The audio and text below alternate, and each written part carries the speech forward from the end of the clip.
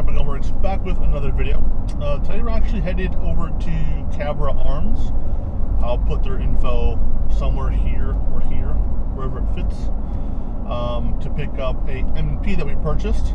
We do a lot of work with them. Cody's a good buddy of mine, so if you're local in Florida, in Tampa, or out in Dade City where they are, definitely hit them up with whatever you need.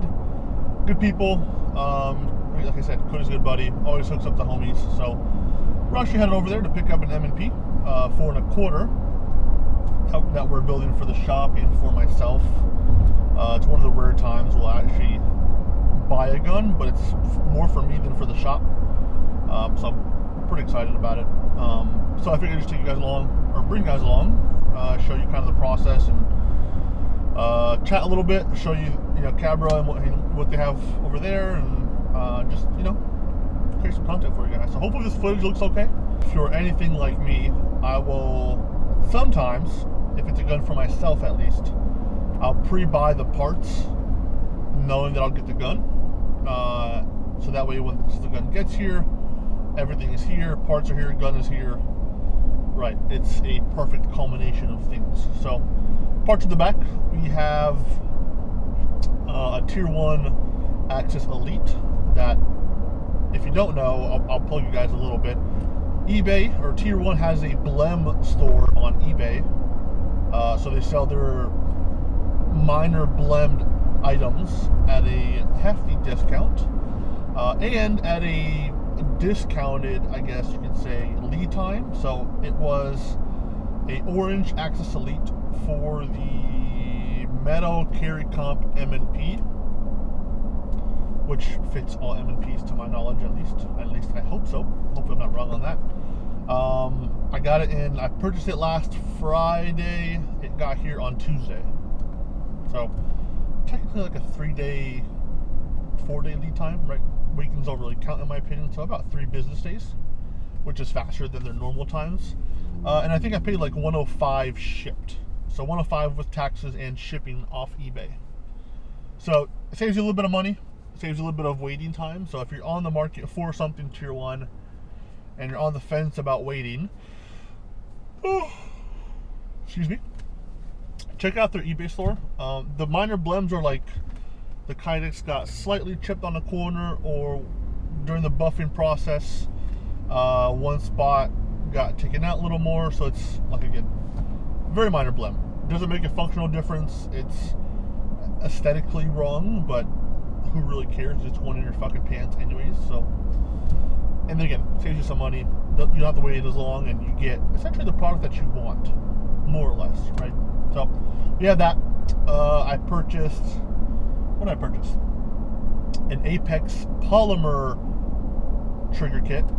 Everyone said get the aluminum because it's better, but the aluminum's like $80 more. So I figured, well, let me start off.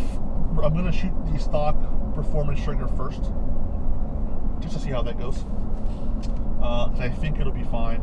Obviously, upgraded triggers are upgraded triggers, but I didn't want to spend $180 off rip just to upgrade a trigger shoe and then some internals, if I'm being honest. So I bought the Polymer, which is like $110 shipped, so it saves me about $70, which pays for some of the rest of the stuff. So we got an Apex trigger kit also in the back seat, and then we purchased, because obviously we're going to port it, because if you don't know what we do here, we port everything. We specialize in ports. All our guns get ports. So I went ahead and purchased a, I believe it's an Ed Brown's guide rod and spring. Ed Brown? Sounds correct, I think.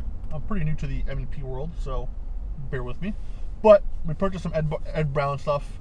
Guide rod and spring. While I was there, they sold magwells and base plates, so I figured instead of going anywhere else and having to pay for shipping, pay for taxes, I might as well just buy everything in one place, right? So we got their guide rod, their spring, their magwell, and then I believe 2 + 2 base plates. That sounds correct. And I'll obviously go over all of this with you guys here in a little bit once we're at the shop. I can open everything up and show you. That's pretty much it. Oh, and then we have a 2 MOA Vortex Defender XL that Vortex sent me. to slap on that thing, and then we're using. Everyone said the plastic plates were fine. I've also heard that they are not fine, so we actually have a CHPWS or CNH Precision metal plate. Metal plate, triggers here, guide rod, magwell, and base plates. Oh, and the tier 1 holster. So we're pretty much all set up for what we need. Probably more than we needed to buy initially, if I'm being honest with you. But like I said, I like to just kind of get everything here at once and have the build ready. Last week, I haven't really had time to make it out to Cabra. They're a bit far from us, from my house. It's about an hour. So I had some time this morning before I had to head to the shop around 3 or 4. So I figured, let me just pack up, bring you guys along with me again, and wait the drive. Maybe, again, have a conversation. What do you guys think? I'm sure we're all kind of seeing this going around. So let me know in the comments down below. What do you think about this whole P320 SIG unsafe thing going on? I'd love to hear your opinion. On another note, again, hopefully you're still watching. At this point, all I've done is yapped. But if you're an M&P guy or into M&Ps, let me know what you guys like to change on those. I know everyone says keep things stock, but we never actually keep anything stock. At least I sure don't. On most guns, at least, something's always done to them. What do you guys like? I know the Apex is one of the bigger things that everyone changes. I see the Apex triggers on those M&Ps absolutely everywhere. That's kind of why I pre-purchased one, because I figured I'm going to shoot the stock trigger, but I assume at some point I'll end up swapping anyways. So I figured I'd just buy one. And I know there's a couple manufacturers that make magwells, base plates, and those other smaller accessories. So also let me know what you guys like, because I know Floyd's is a big one. I personally, unfortunately, haven't had the greatest experience with Floyd on my PDPs. Just some things occurred that kind of wasn't very pleasant. So Floyd's, I know, is an option. I know Ed Brown's, now to my knowledge, makes some stuff. I don't know who else makes things for the M&P, so let me know. Also, on a buddy's M&P, I don't know if it was just his model, but I had a really tough time getting to the slide release. Not getting to it, hitting and engaging it successfully. I found it to be very stiff, I guess is the word I could use. Very, very tough to send the slide home. Is that an M&P thing? Because on other guns, I don't really have that issue, like Glocks, PDPs, SIGs, they kind of just go home fine. But I did find on the M&P, it is very, very tough. And I didn't really enjoy that. And that was even with I believe it was the extended slide release. So I don't know what else I can do. Unless I'm just shaving the pin or the bar where it catches the slide to make it less rough, less like a hard edge. So that when I hit it, there's less material to grab onto, if that makes sense. Let me know, because I like to send the slide home on an empty mag. I don't like to come over the top. So if there's a way around that, I would love your input once again. Alright, just so no one's confused when they're on the way here, because the first time I was here, I was a little confused. Whenever you get here, it looks like this. Hopefully you can see that. Sign says Guns and Auto, or should say Guns and Auto, next to the sign printers building. So whenever you get here, furthest shop on the left of this entire building, just so you know what to look for. So this is it. Right, this is Cabra Arms. Still local, small shop, right? One owner, but they have all the cool stuff. So AR wall. They have their crystal wall with things like the Walther PDP match, the poly. We actually ported this for them, so if you want one that's pre-ported, they have it. Stuff like the TTI Combat, they have fully built channel systems, X300, EPS, brand new, which is kind of cool. It's all kind of done up packages, which is kind of nice for a reasonable price as well, which that helps. They have mags, more mags.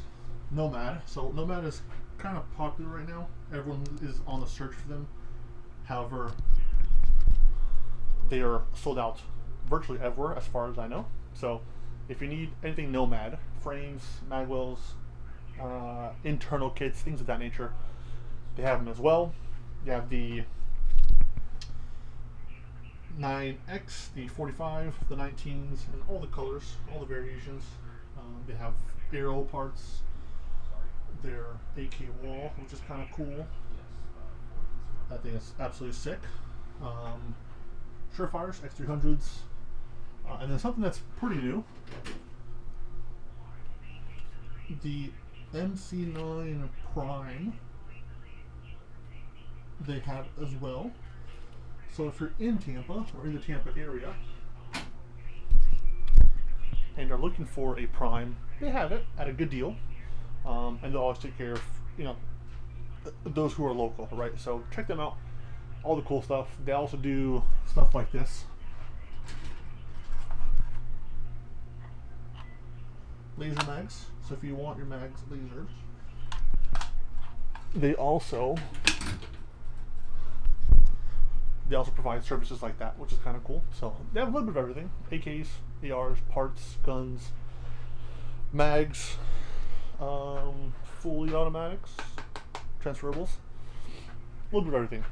So if you need it, they have it for the most part, and if they don't have it, then they can get it. So give them a shout. I'll put their info again throughout the video so you guys can see. All right, so this is what we're picking up today, which I think is a new box.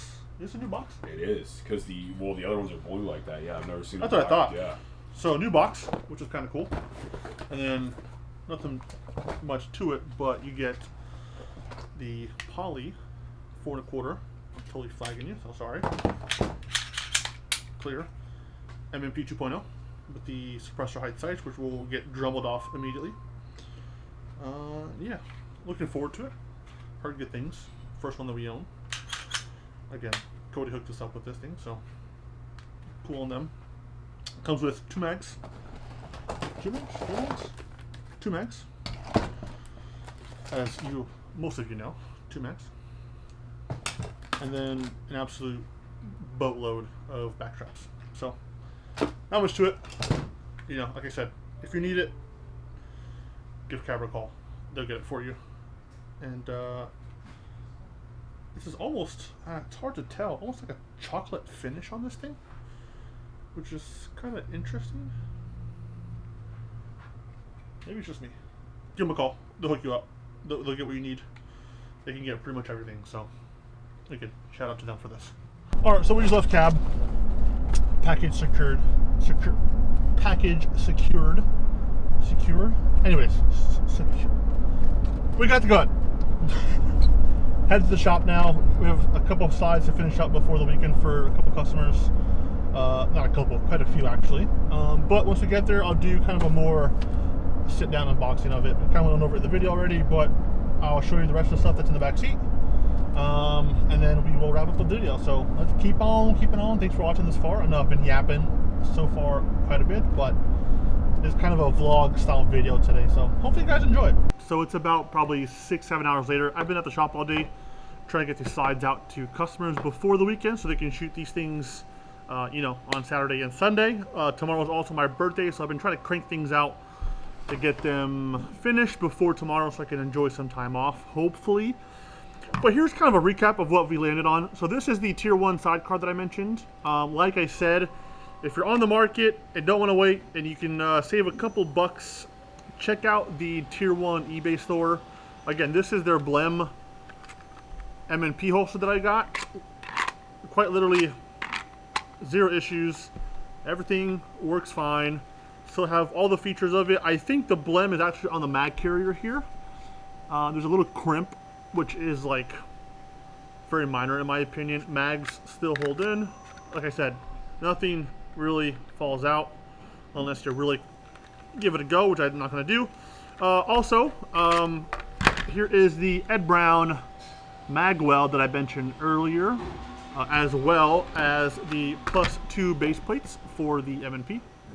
Looks really good. Anodized black. Fits very, very well. I like the look of it, and especially when you're carrying this thing you don't get a whole lot of added bulk to the actual grip itself.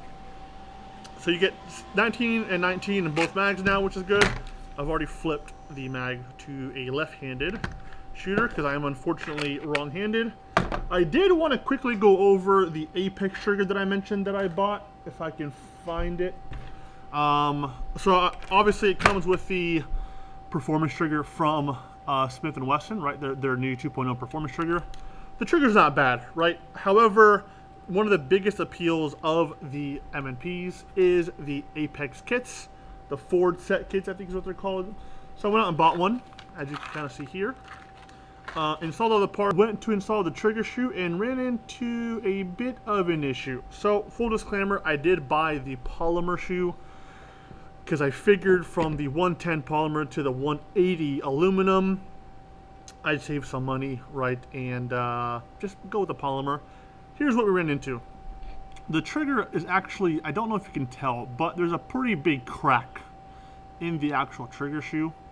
So when I was shooting the gun, or dry firing after installation, just to make sure the safety worked and everything was installed correctly, I did run into an issue where it felt extra mushy, if that makes sense. And it was like, well, this is not what I've felt on other M&Ps that I've touched and shot. So I opened the gun back up, pulled everything out, and noticed there's a big crack. So my thought process is, when I am squeezing the trigger, the flex of the crack is kind of given out some and making it a little extra mushy. So what I did, I obviously reached out to Apex for their warranty, but I kept all the Apex guts essentially in the lower, and then just went back to the stock trigger, which again, not a big issue, but just wanted to kind of throw that out there. I'm sure they'll be fine. They're gonna replace the trigger, I'm pretty sure, but first experience, not the best, right? But that's a story for another time. We'll review that once the new one comes in, hopefully. I am running the green spring on this, so take that for what it's worth. I'm also running the, I believe it's the no paint or the middle spring in the sear. So it feels really good. I don't have the slide on here right now. It's actually on the tabletop for tomorrow to get ported. I did also buy, it's also over there, but like I mentioned, the Ed Brown 15-pound guide rod and spring, I should say. For that, so I feel like that'll be the perfect setup, right? Our K9 port package plus a 15-pound guide rod, and then it'll kind of complete the build. I might also stipple the little thumb ledge here. I do ride quite high on my guns, because again, I don't know if you can tell, but I have rather large hands. So I think I'm going to try to put some texture here to just try to bring this hand forward a little bit and try to get a little bit more grip pressure at the bottom here. So we'll see how that goes. I'm not the best hand stippler in the world, so TBD. So anyways, that's just to wrap up the video. Nice bright orange holster, M&P 2.0 4.25 poly, Ed Brown accessories, our port package, and then the Defender XL is in my backpack. Again, I've been very slammed here at the shop today, so things are kind of all over the place. But I wanted to just to sit down real quick and finish out the video, right? Let me know what you guys think about the M&P 2.0s. I apologize for the video being kind of scattered and all over the place, but hopefully you enjoyed this kind of vlog-ish style video. So comment down below what you think, what you run, if you enjoy the M&Ps, right? Let me know. I love your input. Like, comment, subscribe. I will catch you guys in a follow-up video on this once it's all put together. I'll probably do kind of a range review like we do with all our other guns that we have on hand, or get our hands on, so stay tuned for that. Peace, see y'all in the next video. Like, comment, subscribe. Love you, bye.